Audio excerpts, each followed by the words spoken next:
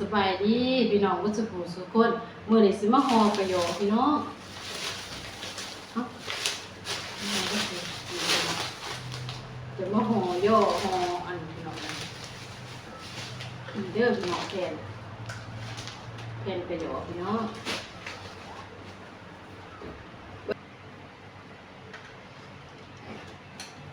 อันนี้เศษบ่ได้ใส่เนื้ออันยังเด้อพี่น้องสิเอาแต่แค่เศษล้วนๆมาให้เนาะ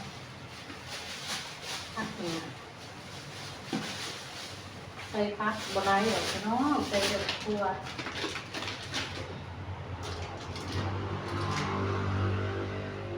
ด้วย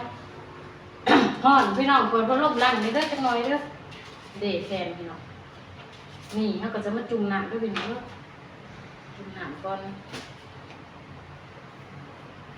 จุ่มน้ำมากกว่าสิทำการห่อพี่น้องก็มีกระสิใส่น้ำนิดจังหน่อยเห็ดแจ่วถั่วลิสงพี่น้องแล้วก็ใส่เกี๊ยวหมูเข้าบ่ได้ใส่เนื้อสัตว์นั่งพี่น้องกว่าเส้นเล็กใส่ถั่วงอกก็พอพี่น้อง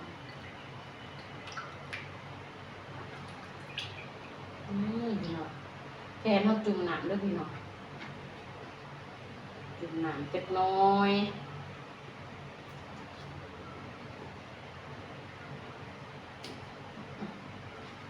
ใส่หัวละผ้าใส่ผักบุกพี่น้องผักกะสิมีกะสิใส่เท่าที่มีนี่นะพี่น้องผักมันบ่ครบคือบ้านนอกเขาเนาะพี่น้องเนาะเส้นเล็กก็ทำการใส่เส้นเล็กผัดเส้นเล็กน้ำมันหอยพี่น้องแล้วก็สิเฮ็ดประมาณนี้เนาะนี่เสร็จเฮาก็เซเลยพี่น้องก็เซเลยเพราะว่าเฮาสิเฮ็ดต่อเลยเนาะ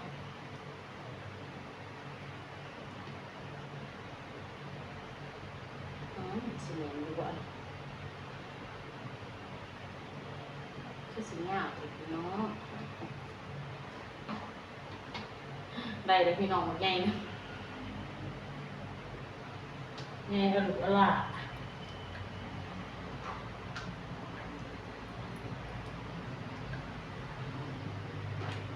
เรียกห่อหน่อยพี่น้องน้ำแค่นี้ก็นี่ใหญ่ปวดเนาะพี่น้องผมตัดอีกได้พี่น้องตัดกระไรเลย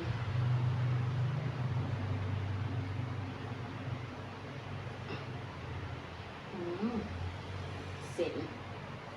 แต่เส้นกับลูกแสบเลยพี่น้องแต่เส้นนี่ก็นัวแหละนี่ใส่ฟักเท่าที่นี่พี่น้องต้องใส่ยังไงอ่ะใส่แบบทั่วเข้าไปต้องใส่ฟักหลายอย่างเนาะพี่น้องใส่ฟักแข็งก็พอ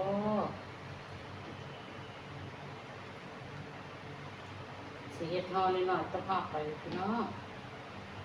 ตัวหนังมันใหญ่ทั้งใหญ่ทั้งยาว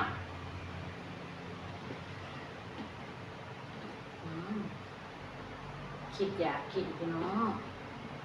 นี่พี่น้องแล้วล่ะ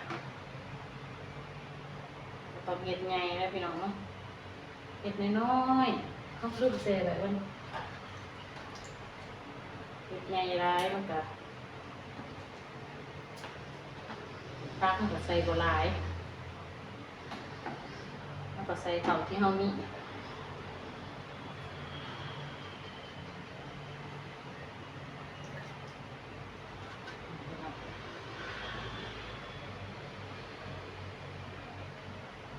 นี่อันนี้มันใหญ่มันยาวมันใหญ่เลยพี่น้องจริงๆแล้วตัดเกินกว่าไรเด้อ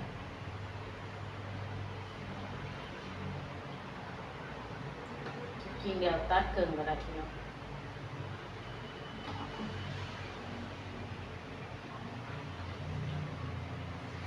โอ้ยนางเลยปวดหลังพี่น้องเอ้ย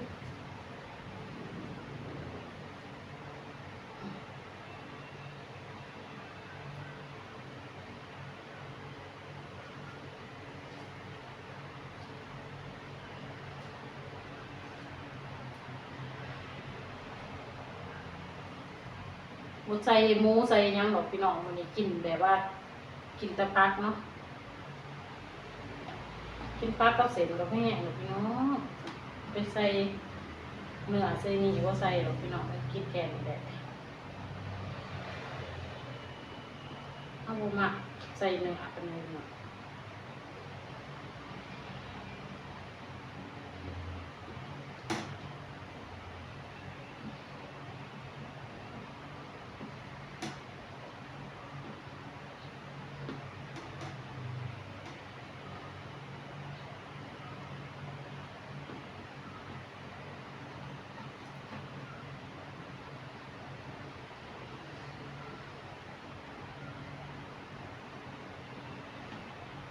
จุ่มลงอีกก็แค่นี้ก็ได้เลยพี่น้องนี่เด้อจ้าเห็นมันน้อไก่พี่น้องไว้กล่องก็ได้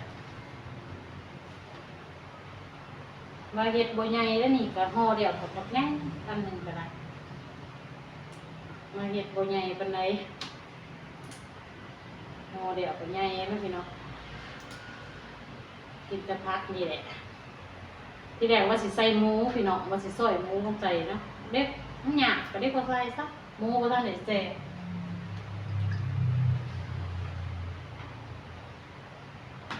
ใส่แกงนี่พี่น้องเนาะใส่เท่าที่มีนี่แหละใส่ยังได้ยางดอกแกงกระแซ่บกันแหละ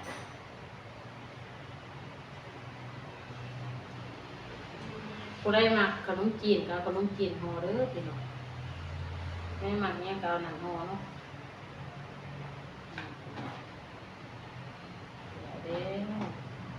บ่ได้ยากพี่น้องเฮ็ดง่ายๆมันจิ้มมันก็เอาถั่วลิสงเฮ็ดเอาพี่น้อง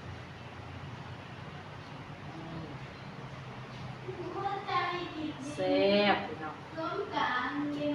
มาเด้อมากินน้ำกันเด้อว่าสกูสู่คนจะได้ยากันอะไรมากินน้ำกันเด้อพี่น้องพวกคนกินแล้วบ่ยังได้บ่ไปไหนอยู่ห่ะ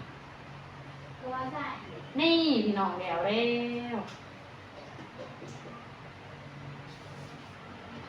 เอาเข้าไปดึกเสียบ่ดึกเลยพี่น้องจะเอาไปเห็ดหรอวะนี่ฮะเอาไปเห็ดหรอบ่นี่เด้คือหอยแกะเอาใส่ต้มจับเสียบบ่ล่ะเสียบเลยเนาะเอาที่ว่าตัวเหมือนตัวกินฮะกินอะไรวะกินจนเพ้อแม่ตัวตรงใส่กระเทียมเจียวน้ำได้มันจะเสียก็คลุกใส่เลยบ่แบบใส่ขางขางเนี่ยบ่คนจะกันเลอะเกี่ยวกับเทียมแล้วก็พัดตรงงอแล้ว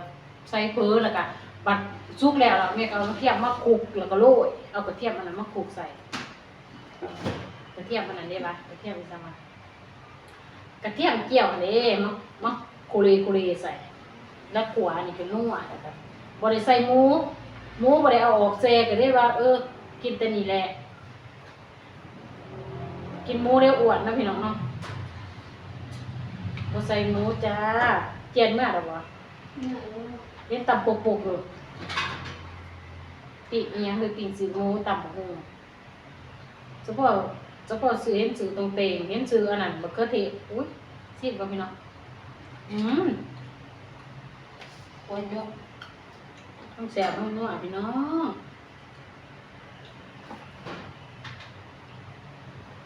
แซ่บพี่น้องเอ้ยจะสิกินอีหยังมื้อนี้บ้านกะยาอีหยังกะยาพี่น้องมีแต่แนวแซ่บๆเด้อมื้อนี้เด้อพี่น้อง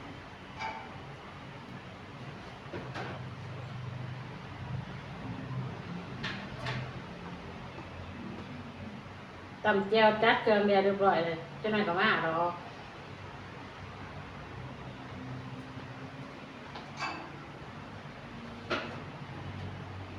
แบบเอาใส่เนื้อซาด้วยจ้า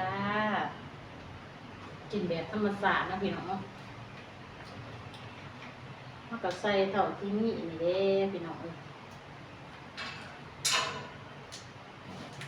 ใส่แค่นี้ก็แซ่บแล้ว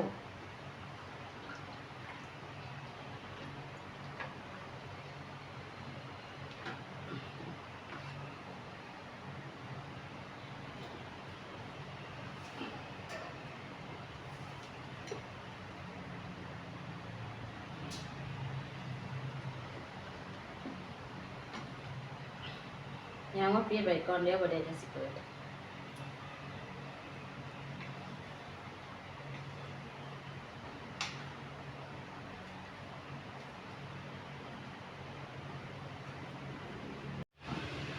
สบายดีพี่น้องบ่สุขสุขคนมาเด้อพี่น้องเฮ็ดแล้วเด้อพัดกะยอพี่น้องมากินน้ำกันเดี๋ยวพี่น้องมาเด้อบ่สุขสุขคนจ้าสบายดีมาเด้อเด้อน้ำมันพี่น้องมาพี่น้องนี่แล้วล่ะจวดพี่น้องนี่แจ่ว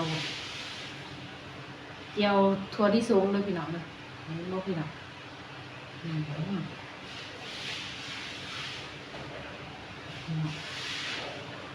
แซ่บๆเนี่ย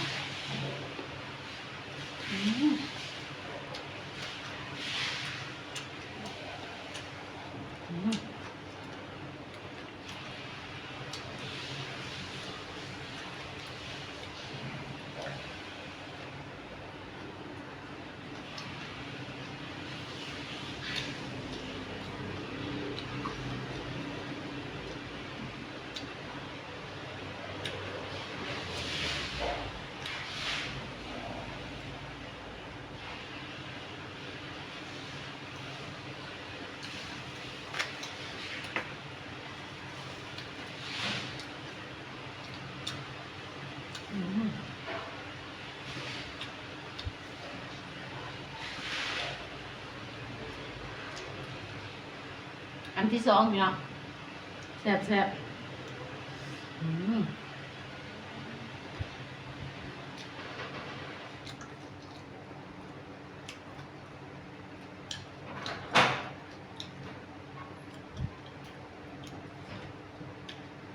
บ่ได้ใส่หมูพี่น้องใส่แต่ผักกับเส้น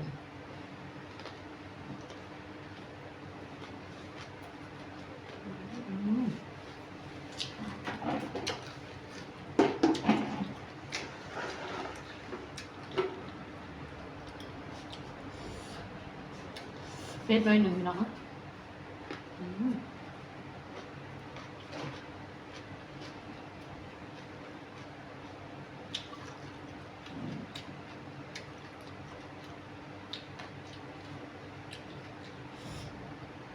แ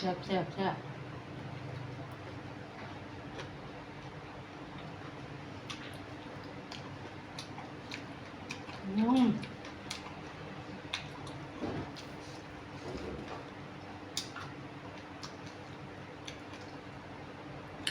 อันที่สามพี่น้อง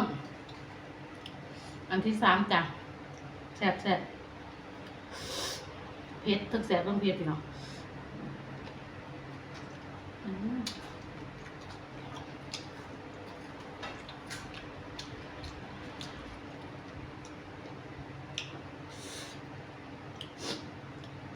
ถ้าบ่เผ็ดบ่แซ่บพี่น้อง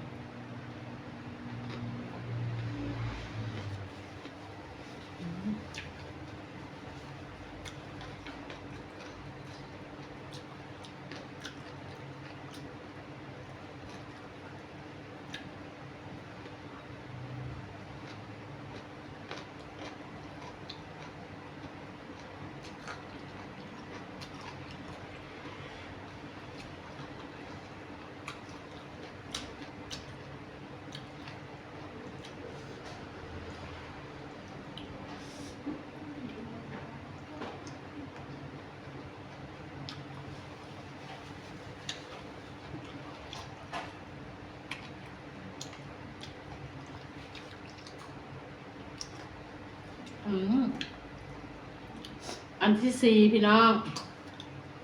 อันที่สี่เด้อแซ่บแก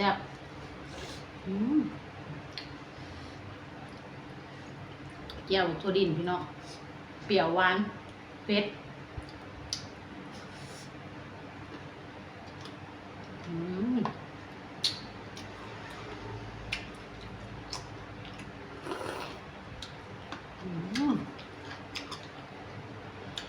โยโกะพี่น้องแซ่บ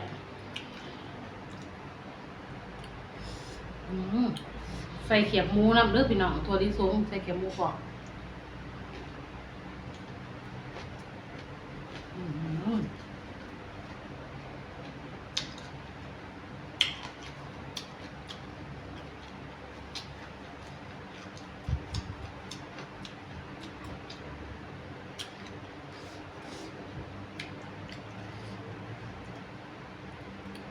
คุยเขียวมุกกันพี่น้อง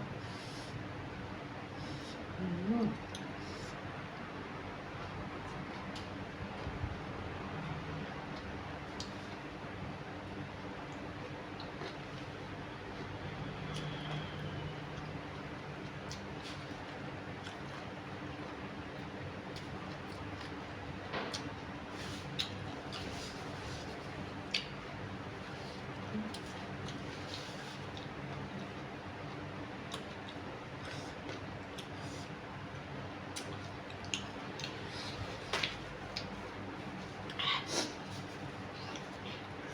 อืม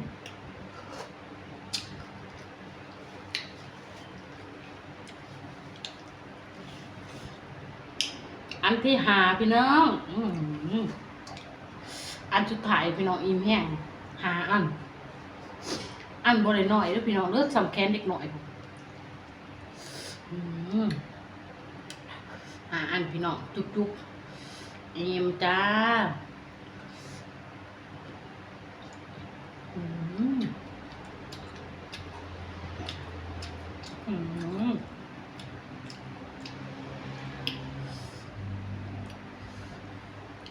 หาอันพี่น้องเว้ยอิ่มอยู่อีกตอนเลิกเดี๋ยวค่อยกินใหม่พี่น้องอืม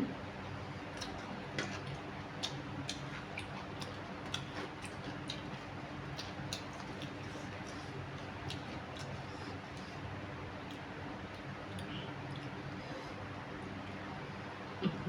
ม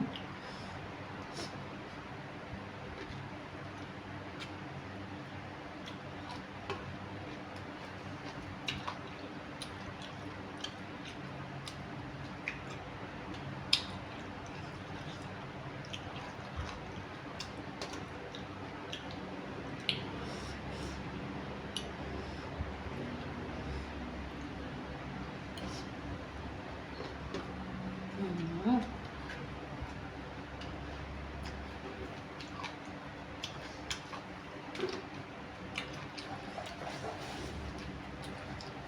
ใส่ไปเนาะ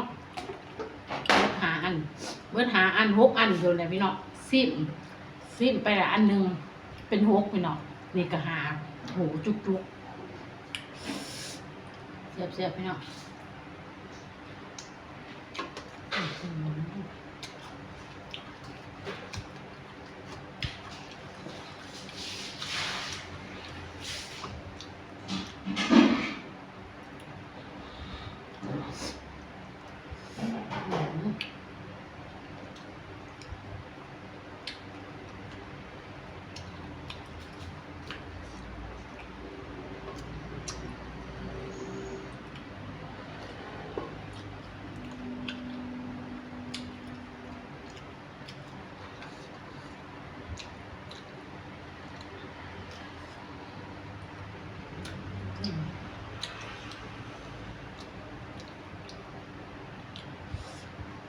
อื้อหือ